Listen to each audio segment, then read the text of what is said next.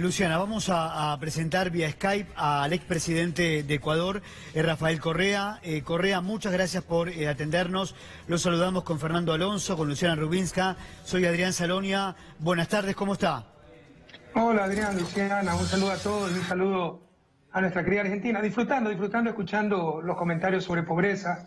Ustedes saben que también es mi campo de estudio, ¿no? Y qué tristeza que esté en Argentina aumentando la pobreza, como está aumentando en toda América Latina. En Ecuador también está sucediendo aquello. Correa, aquí en la Argentina hay un dato que preocupa. 13 millones de argentinos no pueden comprar alimentos, por eso merenderos y comedores son contenedores de esta crisis. ¿Qué apreciación tiene, qué información le llega a usted sobre lo que está pasando en la Argentina bajo el gobierno de Mauricio Macri? A ver, un preámbulo, ¿no?, sobre pobreza, perdónenme, de formación profesional. Hay tres formas de medir la pobreza, tres formas básicas, lo decía el señor analista. Por ingresos, que no es muy exacta, porque puede ser que una familia gane mucho y tenga que pagar todo, ¿no? Salud, educación. Otra es por consumo, lo que consume esa familia, un poco más cercana a la realidad. Y la nueva forma de medir pobreza, fruto de los trabajos de Amartya Sen, Premio Nobel hindú, es la pobreza multidimensional, que es lo que mencionaba, que me parece que la Universidad Católica está utilizando, que considera ingreso, pero parcialmente, pero considera tener acceso a agua potable, alcantarillado, tiene baño, no la vivienda, etcétera. La pobreza multidimensional. Y en realidades como la de Argentina, como la de Ecuador, países en vía de desarrollo, el principal indicador de la calidad de las políticas económicas no debería ser el riesgo país, la inflación, esos son medios para alcanzar fines. El principal indicador debería ser la reducción de la pobreza, y sobre todo de la pobreza absoluta. No se puede hablar de éxito de la política económica cuando está aumentando la pobreza. Además, no hablemos solo de técnica, hablemos de ética. Por primera vez en la historia de la humanidad, y especialmente América Latina, la pobreza no es fruto de escasez de recursos, no es fruto de las grandes hambrunas de la Edad Media, es fruto de sistemas perversos, excluyentes, con lo que ya produce América Latina, y una distribución menos mala de la riqueza y el ingreso, se pudieran eliminar toda forma de pobreza de la región. Dicho esto, pues creo que ya respondí parcialmente. Cualquier política económica que aumente pobreza, esa debe ser la restricción básica, debe ser considerada un fracaso. Lastimosamente vivimos en el país en un tiempo y en una región a lo García Márquez, ¿no?, de lo fantástico, de los cuentos fabulosos. Y el rol de la prensa es terrible en esto, es el nuevo opio de nuestros pueblos. Y nos quiere hacer creer que lo que es intolerable es lo correcto. Entonces, estamos en la época del realismo mágico, ¿no? Más bien tal vez kafkiano, qué sé yo. En todo caso, políticas que aumentan desigualdad, aumentan pobreza, que a la gente no le permite llegar a fin de mes, eso es lo bueno, porque estamos siendo serios. ¿Qué serios? Y lo contrario es populista, o sea, mientras más inhumano, ustedes menos populistas. Váyanse a su casa con esos conceptos de populismo.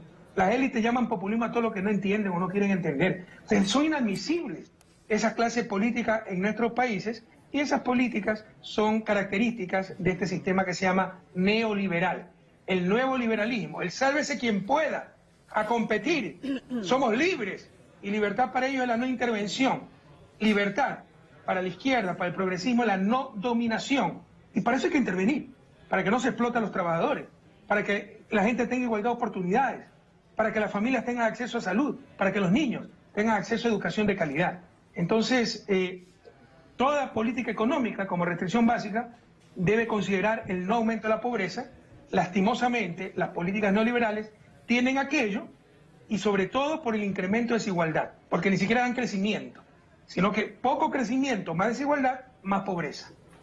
Correa, lo saluda Luciana Rubinska. Primero agradecerle, para nosotros es un lujo que nos damos en C5N poder conversar con usted y analizar la realidad de la región y realizar el análisis de la República Argentina. Prestaba atención a la mención y a la explicación que hacía de la economía. ¿Cree que son datos que deben preocupar al gobierno, más allá de la explicación que hacía y del neoliberalismo y de las políticas de la Argentina? Si eso no le preocupa, ¿qué le preocupa a un gobierno? El gobierno está preocupado por los más débiles.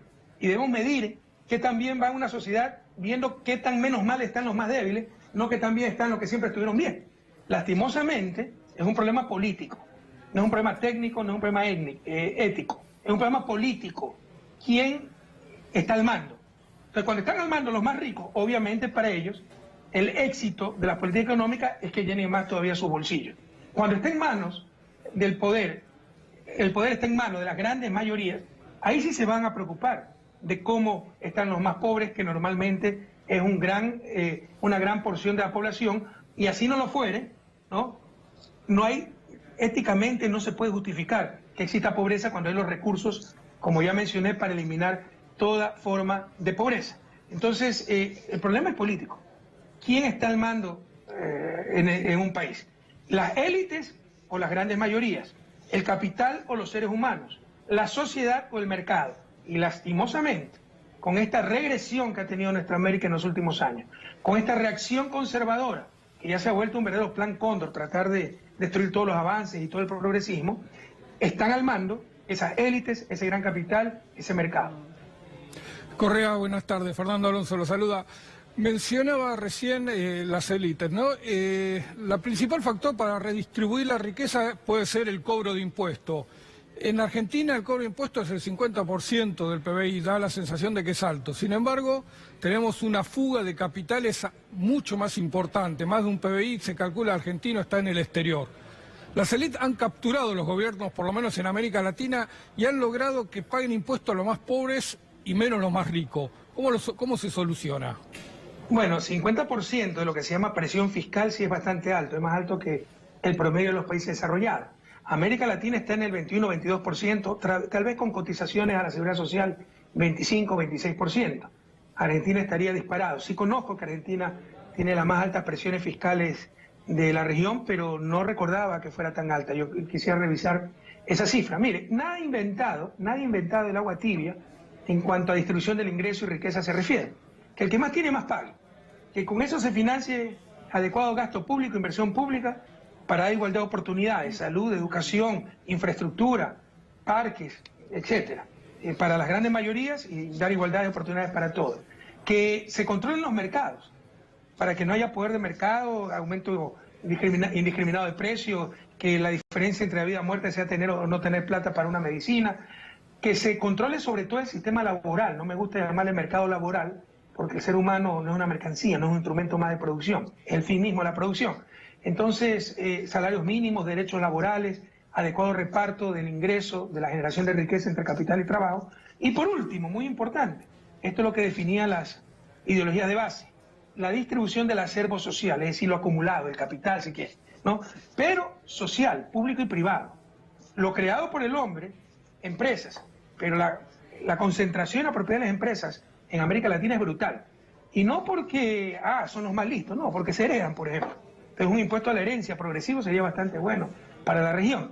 Pero también distribución del acervo público, los recursos, la tierra, el agua, los recursos naturales no renovables, petróleo, minas, que vayan a las grandes mayorías, ¿no? Y depende de quién esté, también es importante la propiedad. Normalmente debería ser del Estado. Entonces con esas cosas se mejora la distribución, se mejora la distribución del ingreso y de la riqueza, pero no es un problema técnico, es un problema político. Si los más ricos están en el poder, no se van a subir los impuestos, van a subirle los impuestos a los más pobres. Van a hacerla más fácil, no lo correcto. Lo más fácil es poner lo que se llama impuestos indirectos.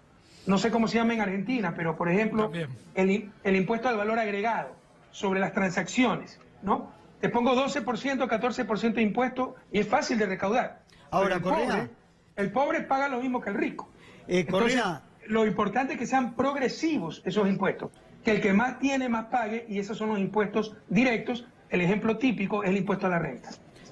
Correa, no hay duda que durante su gobierno, durante el gobierno de los Kirchner, de Lula, de Lugo, de Evo Morales, de Bachelet, hubo ascenso social en la región. Pero a ver, ¿qué explicación usted encuentra? Porque después estas personas que recibieron una mejor calidad de vida bajo sus gobiernos y los gobiernos que acabo de mencionar, después terminaron votando a fuerzas de derecha. ¿Qué explicación encuentra usted? Bueno, no es tan cierto. En Ecuador ganamos nosotros, ganamos todo. Nos traicionaron. En Brasil ganaron en base de un golpe de Estado y no dejaron a Lula libre, les ganaba las elecciones. En Argentina, acuérdense, ganaron con 1.5. Y el gran elector fue el Clarín, pues, ¿no? El gran opositor del kirchnerismo fue el Clarín. Y eso en general, en la región, los grandes opositores a los proyectos progresistas se llaman medios de comunicación. La izquierda, que no ha entendido eso, no ha entendido nada.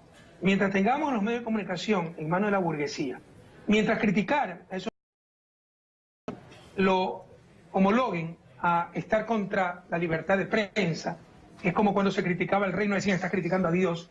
No vamos a salir de esto. O sea, una de las causas de su desarrollo de América Latina es no poder caminar con nuestros propios pies, es no poder tener proyectos políticos en función de las grandes mayorías, es esa prensa en manos de la burguesía, que no es como los lugares comunes que nos gusta repetir, es la guardiana de la democracia. Aquí en América Latina ha sido guardiana de la dictadura. Y cuando hemos intentado inaugurar la verdadera democracia, la han destruido. Entonces, dicho esto, sí hay otros problemas. Es cierto que cuando la gente sale de la pobreza, aumenta la clase media, como pasó del 2002 al 2014, gracias a los gobiernos de izquierda, 92 millones de latinoamericanos salieron de la pobreza, como que si esa gente aspira a más cosas. Es lo que se llama la pobreza aspiracional o subjetiva. ¿Pero que se aburguesaron esos sectores? Puede llamarse de esa forma. Objetivamente están mucho mejor que antes, pero frente a lo que aspiran, ya colegio privado para sus hijos, un carrito, vacaciones en Nueva York o en Miami, son más pobres, no le alcanza el ingreso. Y tienden a caer más fácilmente en los cantos de sirena de la derecha, que les dice que va a haber oportunidades para todos y todos podemos vivir como en Nueva York, etc. Entonces probablemente ya son propietarios, ya les atrae un poco más el discurso de la derecha, eso lo tenemos que revisar de la izquierda. Y también está lo que genialmente creó una analogía que creó un autor argentino, un tocayo mío, Rafael Ton, que le llamó el síndrome de Doña Florinda, ¿no? Cuando ya dejan la pobreza, la persona que en el barrio tiene un poquito más que el resto, ya le llama al resto chusma. Ya maltrata al pobre obrero don Ramón, malcría a sus engreídos hijos Kiko y vota por el capitalista compasivo de don Barriga, ¿verdad? Quiere acercarse a la gente de bien. Hay de esto también. Pero aquí, les repito, el rol fundamental lo tiene la prensa. Sin la prensa tan corrupta, tan manipuladora, que ha convertido nuestros estados de derecho en estados de opinión, que tiene América Latina, sin esa prensa, la realidad sería muy distinta. Correa, ¿qué piensa usted? ¿Que Cristina Fernández de Kirchner debe presentarse para las próximas elecciones a presidente 2019? Vea, yo soy especialista en economía de mercado, no soy Walter Mercado, el parapsicólogo. Hay que ver las condiciones, ¿no? La verdad es que... ¿Usted qué haría si fuera ella? No me gusta dar consejos a quien me lo ha pedido. Cristina, yo la admiro muchísimo, una lideresa extraordinaria, pero lo que es claro es que esta gente está dispuesta a todo para evitar esos liderazgos. Y para evitar esa resistencia, al menos coyunturalmente, puede ser una buena táctica, una buena estrategia, si cabe el término, mandar un tercero que pueda mitigar esa terrible resistencia. Tenemos mayoría. Yo tengo mayoría, pero hay gente que quiere verme muerto. Entonces se genera polarización en la sociedad. Entonces habría que ver, pero eso está en manos, la decisión está en manos obviamente de Cristina y de los extraordinarios dirigentes progresistas de Argentina. Correa, Steve Bannon ha generado este movimiento alrededor de todo el mundo promoviendo la derecha. Usted recién mencionaba los errores de la izquierda, no ha interpretado cómo interactuar o cómo interpelar al pueblo. Recién mencionaba que Cristina probablemente tendría que dejarle lugar a una tercera persona para capitalizar ese descontento. ¿Es la derecha más inteligente que el progresismo para llegar al poder? Yo no he dicho ninguna de esas dos cosas, ¿eh? Yo no he dicho que no sabemos conectarnos, he dicho que así es la naturaleza humana, que los medios de comunicación juegan un rol perverso. Usted puede decir lo que quiera y después lo tergiversan totalmente. Y sí me molesta a mí un poco esa posición, ¿no?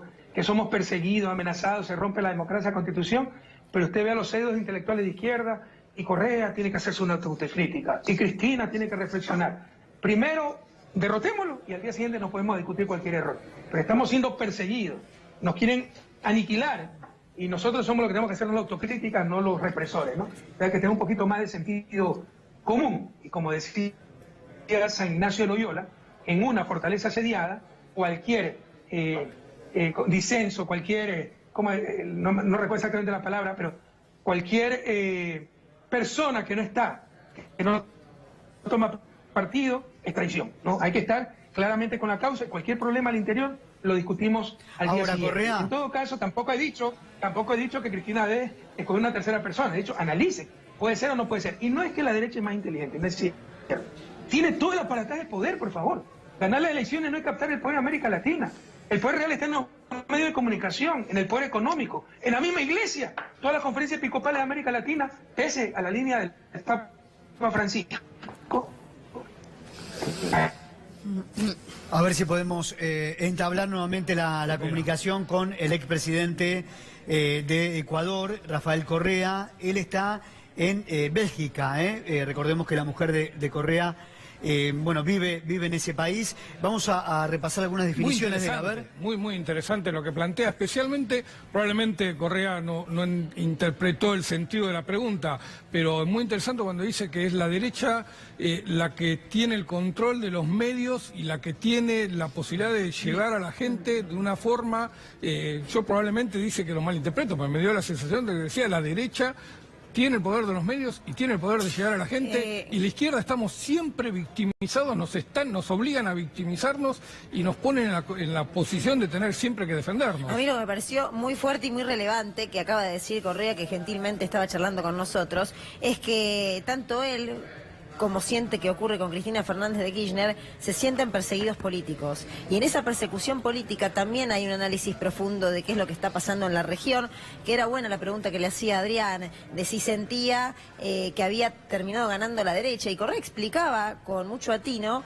que en realidad en algunos países probablemente sí, pero muchos otros terminó siendo casi que una imposición que la derecha tomara el poder. Estábamos reflexionando, Correa, de algunas frases, de algunas declaraciones y de algunos análisis que estaba haciendo en relación a lo que le consultábamos y principalmente de la Argentina. Yo quiero retomar algunos de los temas y preguntarle cuál es la repercusión internacional que tiene lo que pasa en nuestro país con el caso Stornelli. ¿Qué se dice de la justicia en la Argentina? A ver, ya me acordé por el receso que tuvimos, porque se fue la señal, de la frase exacta de San Ignacio: en una fortaleza asediada, cualquier disidencia es traición. La izquierda es especialista, nos están aplastando, exterminando, y tenemos que reflexionar la autocrítica de los que se creen por encima del bien y del mal, ¿no? De los puristas, para sentirse superiores. Ya basta. Defendámonos, obtengamos la victoria, y al día siguiente de la victoria discutimos cualquier error que hayamos cometido. Mira, la impresión que yo tengo... Un minuto, tenemos una información internacional de último momento, ya volvemos.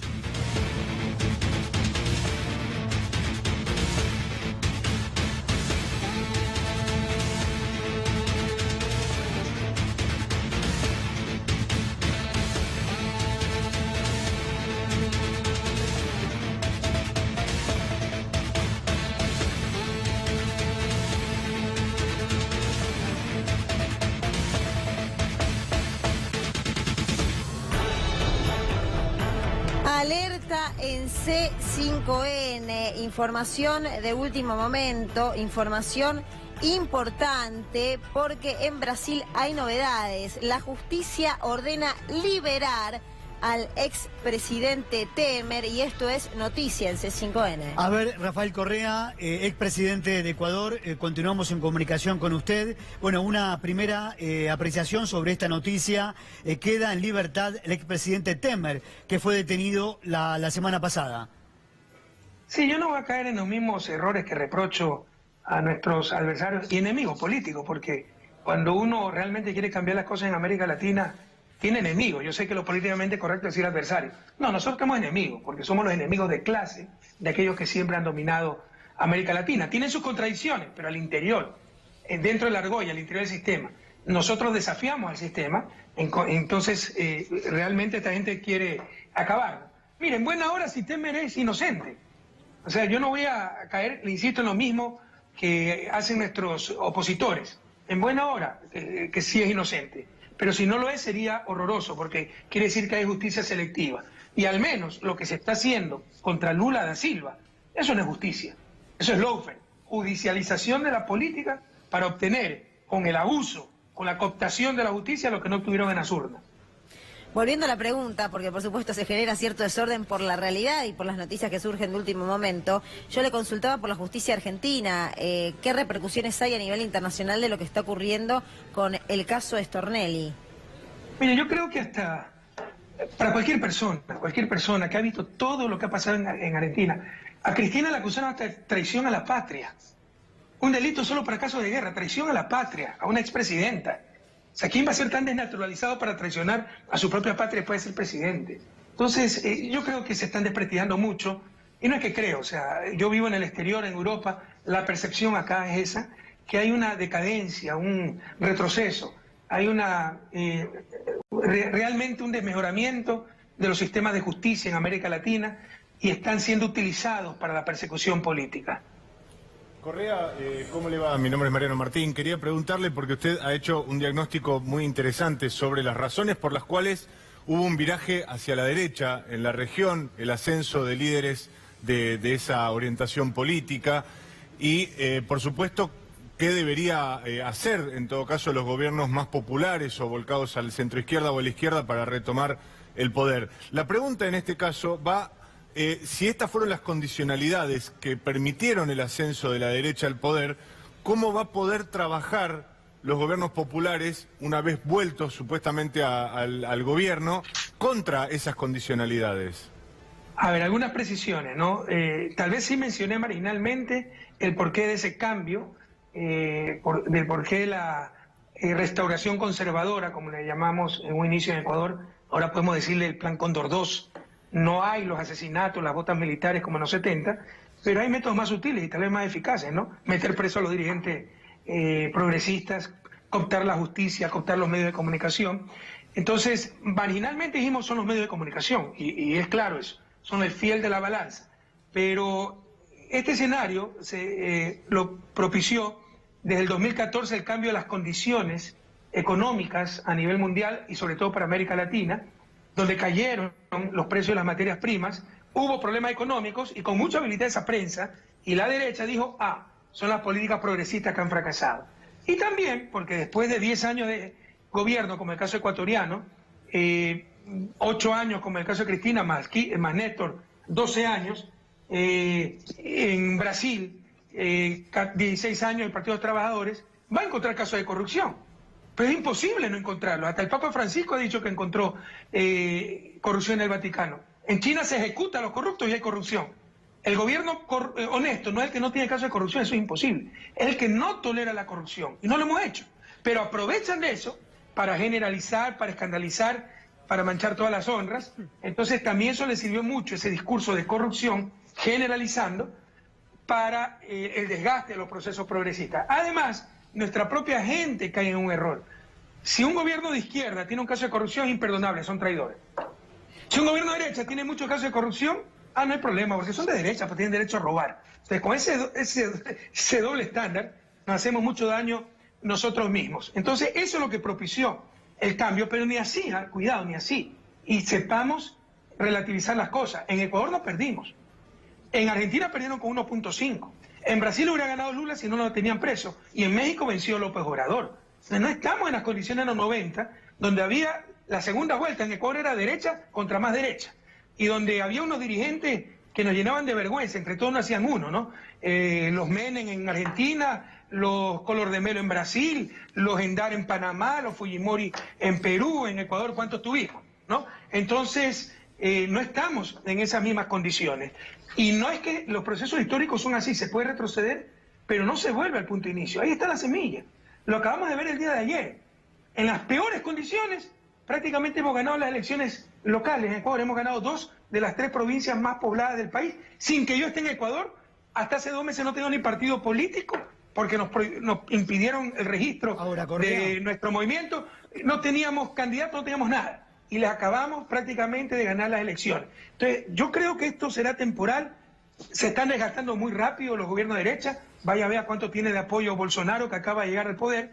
Pronto volverán esos gobiernos progresistas y obviamente debemos volver con mucha más experiencia. Bueno, el cuadro de situación que se está dando, Correa, en la Argentina es la cantidad de desencantados que hay con el gobierno de Mauricio Macri. Hay un sector de la sociedad que se siente frustrada, que se siente traicionada. ¿Por qué no llamarlo estafa electoral? Porque Macri en el 2015 prometió muchísimas cosas, de las que usted ya debe saber, porque está muy informado sobre lo que ocurre en la Argentina, y después Mauricio Macri no ha cumplido nada, ¿no? Quiero decirle con esto, cada vez son más los desencantados con el gobierno de Mauricio Macri, y usted lo que dice es que cada vez son más los desencantados con los gobiernos de derecha en la región. Sí, pero yo tengo en favor de Mauricio Macri decir que siempre se mostró como era, su tendencia neoliberal. Moreno ganó en nombre de la Revolución Ciudadana, del socialismo del siglo XXI. Y ahora nos entró al Fondo Monetario, trajo de nuevo a los gringos, ya no le llaman bases militares, pero tenemos militares gringos por todos lados. privatizaciones, reducción de impuestos para los ricos, sacada de subsidio para los pobres. Cuando usted da un subsidio a los ricos es incentivo. Cuando da un subsidio a los pobres es populismo, ¿no? Ese juego de lenguaje, la doble moral. Entonces, ahí sí es mucho más profunda la traición. O sea, yo creo que Mauricio Macri no ha cumplido, pero al menos la gente sabía por lo que votaba, no nos engañemos, ¿eh? Tal vez no cumplió dentro de la lógica que propuso, pero no engañó con la lógica, con la dirección que iba a tomar la economía y el país. En el cual fuimos absolutamente engañados, fue una traición brutal. En todo caso, pues, le decía, ¿no? Ahí está la estadística, vaya vea el porcentaje de apoyo popular que teníamos los gobiernos progresistas en la época de oro del progresismo, año 2009, 2010, vaya vea el promedio habrá sido 60% de apoyo. Si sacamos el promedio para los gobiernos de derecha será el 30%. Correa, con por supuesto el conocimiento tan exhaustivo que tiene sobre la economía, ¿cómo se explica el proceso inflacionario de la República Argentina? Porque recién mencionaba que se sabía quiénes elegían un presidente como Mauricio Macri, cuál iba a ser su línea, pero él en algunos conceptos puntuales, como es el caso de la inflación, quizás no tuvo dimensión de lo que era poder frenar un proceso inflacionario. ¿Usted cuál explicación le encuentra? Tendría que estudiar más a fondo el caso argentino, no tengo todos los detalles, sé que hubo grandes depreciaciones y obviamente una gran depreciación de la moneda origina el encarecimiento de los bienes importados, tiene su efecto en cadena, costos de producción más altos, bienes finales nacionales más altos, y eso genera inflación. Sí, digamos que en Argentina se ha usado la inflación y la devaluación como método de transferencia de recursos, ¿no? La inflación ha destrozado los ingresos de los trabajadores en peso, la devaluación destrozó los ingresos en dólares, así que ha generado una gran transferencia de recursos de un lugar a otro. Pero me quedé con el triunfo de Ecuador ayer de la oposición, o de lo que representa su movimiento en Ecuador, en dos de las tres provincias, el triunfo de López Obrador en México. ¿Ve un revivir del progresismo en América del Sur? ¿Cree que estamos en la puerta de una nueva ola de gobiernos progresistas? No, veo que nunca murió el progresismo, que sí, han sido épocas duras, y comparado con los 2009, 2010, cuando de 10 gobiernos latinos de América del Sur, 8 tenían gobiernos de izquierda, por supuesto que estamos mucho menos bien a nivel de progresismo versus reacción. Pero si comparamos con los 90, cuando no existía progresismo en la región, como le decía, las segundas vueltas, los balotajes, eran entre derecha más derecha, estamos mucho mejor. Y hay un camino recorrido. La gente entendió que tenía derechos. Y puede haber esa mayoría silenciosa que espera y en su momento reacciona, como ocurrió ayer en Ecuador con nuestro pueblo, en las votaciones.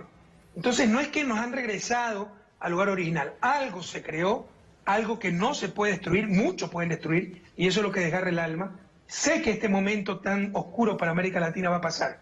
El problema es cuánto dura y a qué costo, cuánto daño genera. Pero va a pasar, porque hay algo que no pueden destruir. Algo se creó, algo se construyó, y ese algo permitirá que vuelvan los gobiernos progresistas, que no es por una ideología, sino por la justicia, por la equidad en el continente más desigual del planeta. Correa, usted puede dar cuenta de este proceso económico, y los argentinos por supuesto también. ¿Qué nos pasa en nuestros países que no podemos tener una moneda, que no podemos darle continuidad a una moneda propia? Eso sería para un seminario, estoy escribiendo un poco al respecto. Mire, hay mucho de lo que nos presentan como ciencia económica es pura política y pura ideología. Por ejemplo, el problema son los déficits fiscales. Mentira. El principal problema para un país en desarrollo es el sector externo, que puede parar cualquier proceso de crecimiento. Si usted quiere crecer estimulando la industria, y la industria no es competitiva, no exporta, es para el mercado interno, pero sí importa los insumos para la producción, algún rato le explota el sector externo y para el proceso de crecimiento. Entonces esto es ciencia, es técnica, pero también es arte, el arte del desarrollo, como lo hicieron los coreanos, aunque en condiciones diferentes, sin democracia, con sobreexplotación de la fuerza laboral, cosas que gracias a Dios ya no se pueden dar en nuestra América. Pero usted tiene que ver cómo estimula la industria sin que estrangule el sector externo, cómo esa industria la protege, pero a la vez puede generar bienes y servicios para exportación y generar las divisas tan necesarias para que se perpetúe el proceso de crecimiento. Tiene que impedir, la gente no lo entiende algunas veces, que importaciones suntuarias absurdas. Eso es botar, en el caso de Argentina, la plata de la soja, ¿no?, para comprar las cosas más irrelevantes. cuando esas divisas hay que cuidarlas como oro, porque como le he dicho, el talón de Aquiles de los países en vía de desarrollo es el sector externo. Entonces, como no se tienen esos cuidados muchas veces por cuestiones ideológicas o porque no se le entiende, ya viene un problema de sector externo y se tiene que depreciar la moneda y eso desencadena muchos otros problemas. Ahora, Correa, no caben dudas que en Brasil existió el partido judicial que terminó con el gobierno de Dilma Rousseff. A Dilma Rousseff le hicieron una entrevista, de hecho se ha publicado un libro sobre esta entrevista, y ella señala, hace algunas autocríticas, como por ejemplo haberse alejado de los movimientos sociales, haberse alejado de las clases medias y subestimar las fuerzas de derecha. Esto es lo que dice Dilma Rousseff en relación a la autocrítica que le preguntaron en esa entrevista. A ver, ¿qué piensa? Sí, respeto mucho lo que dice Dilma. No creo que hayamos nosotros caído en esos errores, a tal punto que nosotros ganamos, casi ganamos una sola vuelta. El candidato era malo y nos quedamos a 0.4% de ganar una sola vuelta. Ganamos mayoría absoluta en la asamblea. Una vez mi sucesor en el poder nos traicionó, se vendió a los poderes fácticos de siempre, a la prensa, a la banca, a los grandes empresarios. Partió el movimiento, porque es difícil separar la mies de la cizaña, la vid de los sarmientos, y en estas crisis es que se ve quién es quién. Entonces muchos se quedaron con el gobierno por las dádivas, que es corrupción. ¿Eh? Cuando se descubra eso, esa gente será sancionada o debiera ser sancionada judicialmente. Entonces, no es que se cometieron esos errores, sino que tuvimos una traición. Tal vez el error es haberse dejado traicionar, pero normalmente la responsabilidad de una traición está en el traidor, no en los traicionados. ¿Cuál es su opinión y cuál cree que es el objetivo del Prosur? Lo ha dicho, pues, Sebastián Piñera, que no entiendo su comportamiento porque yo participé, él fue presidente cuando yo era presidente, 4 años, y estuvimos juntos en UNASUR, y créanme que se respetaban esos mínimos, sea de derecha, de izquierda, centro, arriba, abajo. Esos mínimos eran respeto a la democracia. Ya no se respeta la democracia, mira el caso de Brasil, mira el caso de Ecuador, que está totalmente fuera del Estado de Derecho. Respeto a los derechos humanos, no se respetan los derechos humanos. Mira el caso de Lula, mira el caso de Cristina, esa persecución, esos atentados diarios a su honra. La honra es un derecho humano, vea la Carta Interamericana de Derechos Humanos. Ecuador tiene presos políticos, el vicepresidente Jorge Glass, 1 año y medio preso sin ninguna prueba en su contra, tan solo para no estorbarle al gobierno, porque es un hombre honrado. Entonces, ya no se respeta nada de eso. No se respeta el orden constitucional, se rompió en Brasil, se rompió abiertamente en Ecuador. Y antes todos respetábamos esa vocación integracionista, la búsqueda de la integración, pero como nación de naciones, como el sueño de nuestros libertadores, Bolívar, San Martín, O'Higgins, Artigas, José Martí, etc. Entonces, no tan libertador José Martí, pero también un gran pensador de América Latina. Entonces, se respetaba todo eso. Ya no se respeta nada. Y quieren destruir todo. Y no para presentar algo mejor, no. Algo que contradice los objetivos de una verdadera integración. Porque Prosur lo que persigue no es hacernos una gran nación, sino hacernos un gran mercado. No persigue hacernos ciudadanos del sur, persigue hacernos consumidores del sur. Y eso no es integración, y así no vamos a ningún lado. Si no, pregúntenle a México, que lleva el NAFTA 25 años, con Estados Unidos y Canadá, al lado del segundo mercado más importante del mundo, Estados Unidos, el primero de la Unión Europea, y sigue igual, México. El Prosur salió o nace como una idea de marginar a Venezuela de la estructura de poder de América del Sur y tener todo lo contrario, una presión extra sobre Venezuela. ¿Cómo evalúa lo que está pasando hoy en Venezuela? Esta resistencia de Maduro en el poder, pese a la ofensiva tan grande de Estados Unidos que nunca abandonó, parece ser, la intención de una invasión militar. Pero es que lo que usted me dice es escandaloso, ¿no? Y gracias por recordármelo, porque sí, eso lo han dicho, para aislar a Venezuela. ¡Qué barbaridad! Primero, utilizar algo tan sagrado como la integración para cuestiones geopolíticas y de disputas incluso coyunturales. Segundo, que no aprender de la historia. Recuerden que a Cuba la marginaron durante décadas de la OEA y no la derrotaron. Y las contradicciones en que caían, ¿eh? Marginaron a Cuba, pero en el año 76 me parece, la OEA sí tuvo su Asamblea General en el Chile de Pinochet. Esa es la doble moral que ha mostrado el imperialismo y la derecha y los países y ciertos poderes hegemónicos en la región. A Venezuela no la va a derrotar, al menos en el corto plazo. El golpe de Estado fracasó. Era lo más ridículo. Esto pasará a los anales de historia como una de las grandes cantinfladas, ridiculeces de la historia latinoamericana. Y felizmente fracasó, porque el presidente es nefasto. Me cae mal Maduro, digo que tiene crisis humanitaria, entonces nombra a Guaidó presidente. ¿Dónde quedó la democracia? ¿Dónde quedó el orden constitucional? O sea, me cae mal Duque, como hay una serie de colombianos refugiados que están entrando al Ecuador, nombra otro presidente.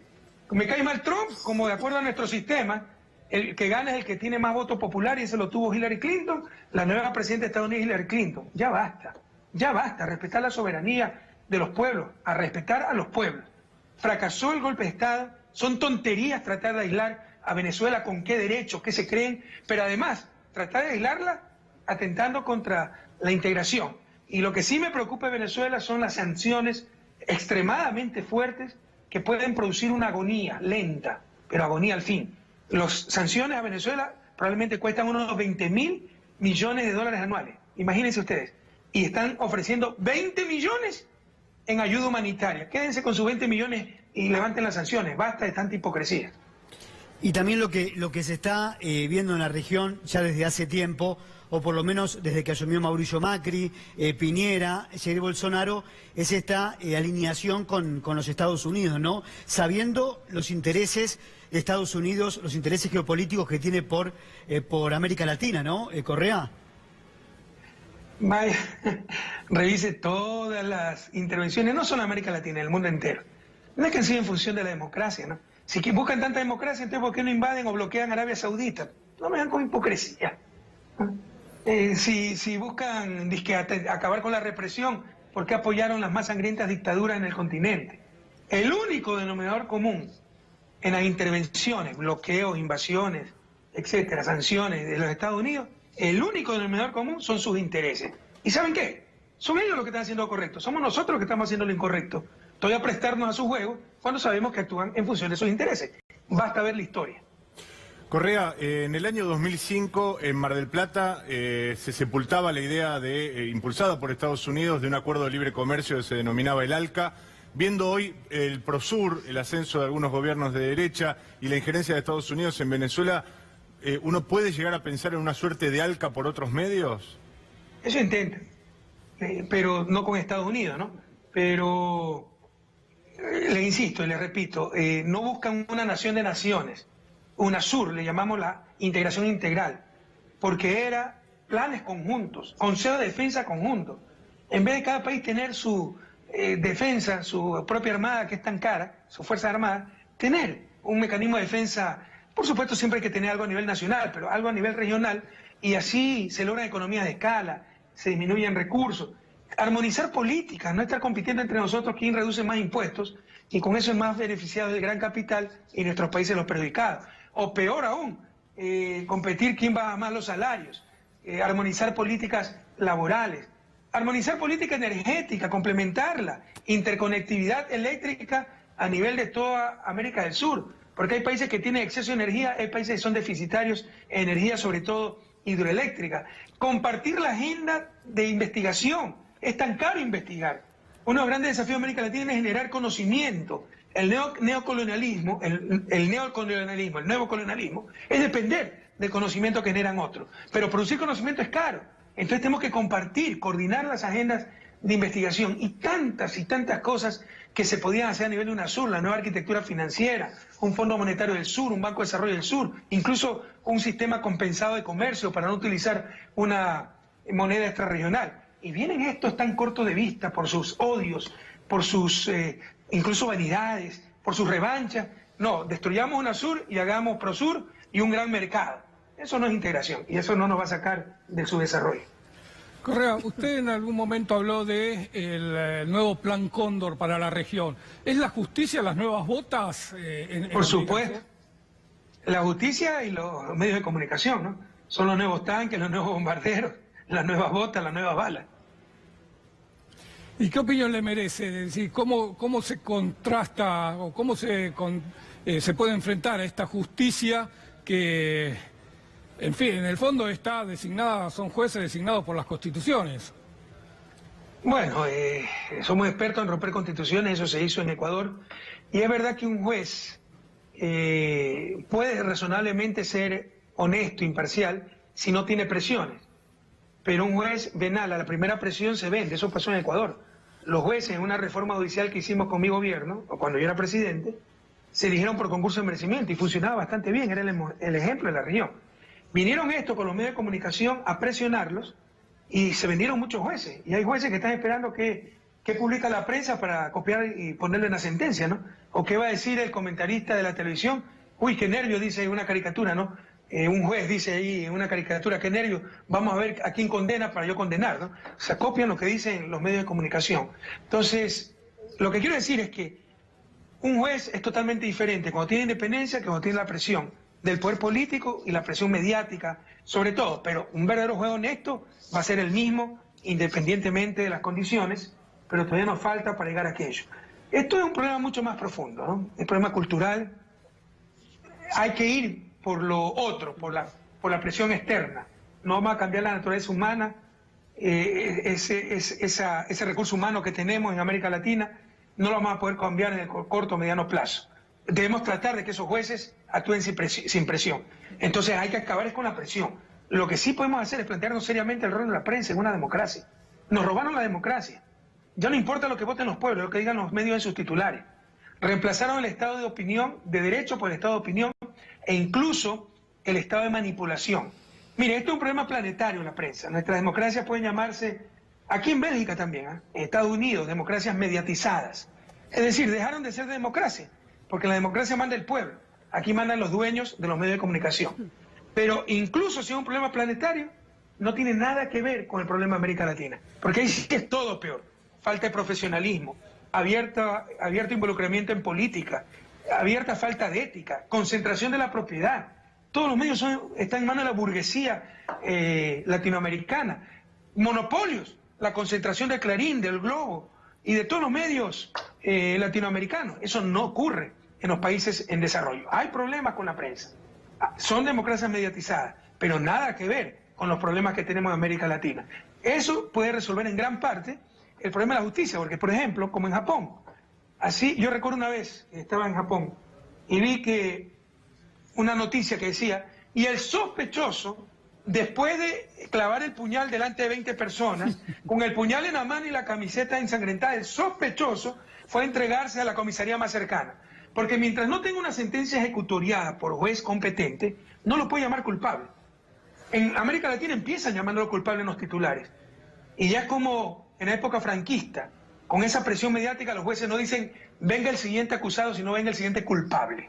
Entonces hay que acabar con las causas que están originando esta cooptación de la justicia, y la causa principal es el poder mediático. Correa, usted recién hacía mucho hincapié en el progresismo, en la izquierda. ¿Qué representantes, qué líderes políticos de la Argentina le parece que representan esa idea? Axel Kicillof, por ejemplo, es un gran joven, experto en economía. Obviamente Cristina mismo, parte de su equipo. No, hay muchos cuadros. El problema, o sea, ustedes decían, es que la derecha es más inteligente, tiene más talento. Sí, tiene talento en el sentido de las monedas del Antiguo Testamento, ¿no? Bastante talento, o sea, bastante billete. Entonces, con billete, hasta alguien que no sabe ni hablar, lo saco como un gran orador. Entonces, tienen los medios de comunicación, tienen el poder económico, tienen el poder social, tienen el poder extranjero, Estados Unidos lo respalda, tienen hasta el poder eclesiástico. Es muy difícil luchar con eso, ¿no? No es cuestión de talento, es cuestión de poder. Y lastimosamente, ellos tienen gran parte del poder. Correa, cuéntenos el episodio que ocurrió el último 14 de marzo, donde se quiso quitar una estatua de Néstor Kirchner. El actual presidente de Ecuador, Lenín Moreno, dijo que Néstor Kirchner no representaba los valores ni la ética de nuestros pueblos. ¿Qué pasó? ¿Se ha quitado entonces la estatua de Néstor Kirchner? A ver si nos puede contar. No sé si la quitó. Una ventaja es que ese tipo nunca cumple lo que ofrece, pero yo sí le pido disculpas al pueblo argentino, no me muero de vergüenza.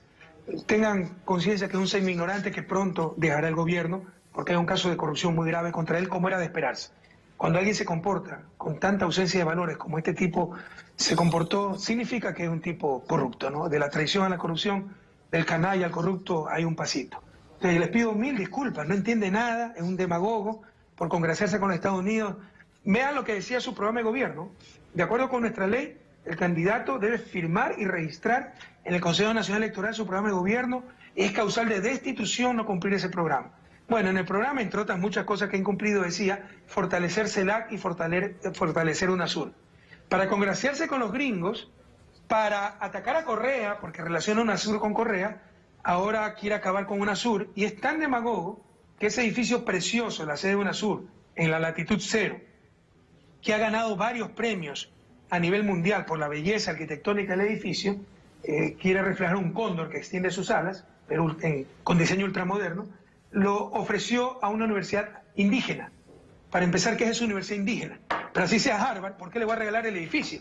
Pero así, ese es el populista que tenemos de presidente, el inconsciente, pero, insisto, les pido 1000 disculpas, pero como él mismo dijo alguna vez, las ofensas de un miserable ennoblecen. Pero el busto de... Néstor Kirchner debe sentirse ennoblecido, y Cristina también. Para finalizar la pregunta y comprender su idea, su explicación, ¿el busto de Kirchner no se ha retirado entonces del edificio?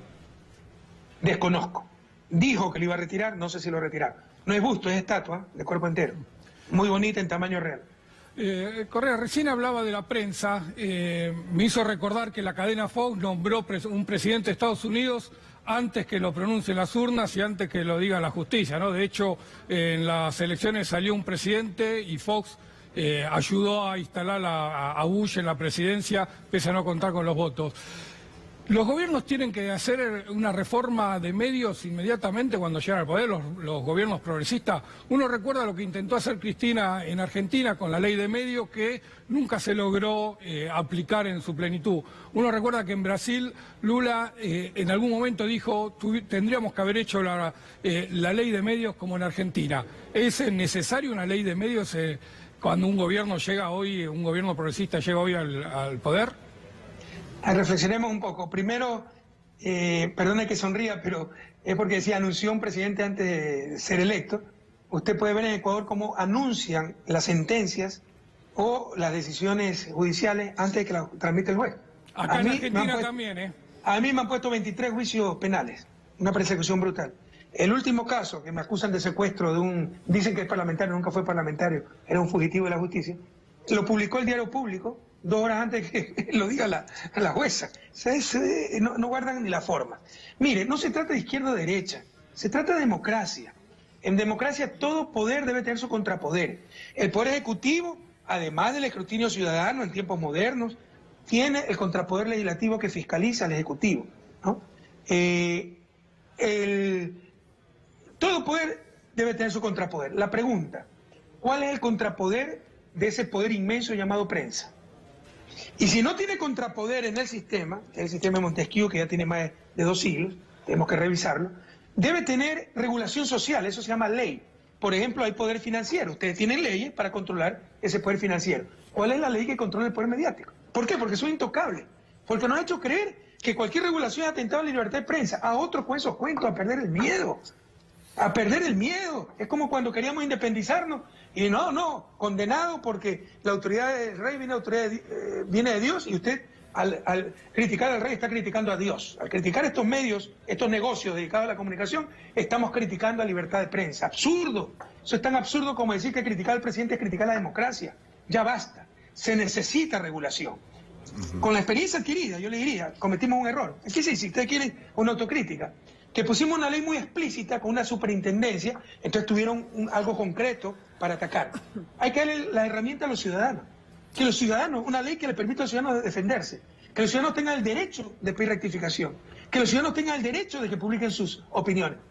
Que los ciudadanos tengan el derecho de exigir la verdad. Señor, usted publicó esto, quiero que me muestre que es verdad. Si no, viviremos engañados. Entonces, debe ser una ley que le dé instrumentos. Lo hicimos en Ecuador, pero yo lo hubiera... de repetir la experiencia lo haría más profundamente. Debe ser una ley que le dé instrumento a los ciudadanos para hacer respetar el derecho, no es una dádiva, no es una limón, el derecho que tienen los ciudadanos, derecho fundamental en el siglo XXI, para la supervivencia incluso en nuestras sociedades, para nuestra cohesión social, ese derecho llamado el derecho a la información. Correa, hay un debate que se da en algunos sectores del progresismo frente al avance de la derecha, que dicen, bueno, se ha perdido y ha tenido alguna incidencia en esas derrotas electorales la fake news, la demagogia, el discurso punitivista. Y algunos sectores del progresismo dicen, bueno, ¿no será hora quizá de usar esas mismas herramientas en nuestras campañas como para contrarrestar ese poder de la derecha? Es decir, el uso de los trolls en las campañas electorales, las fake news. ¿Usted cree que hay que a veces apelar a ese tipo de recursos? No, no creo.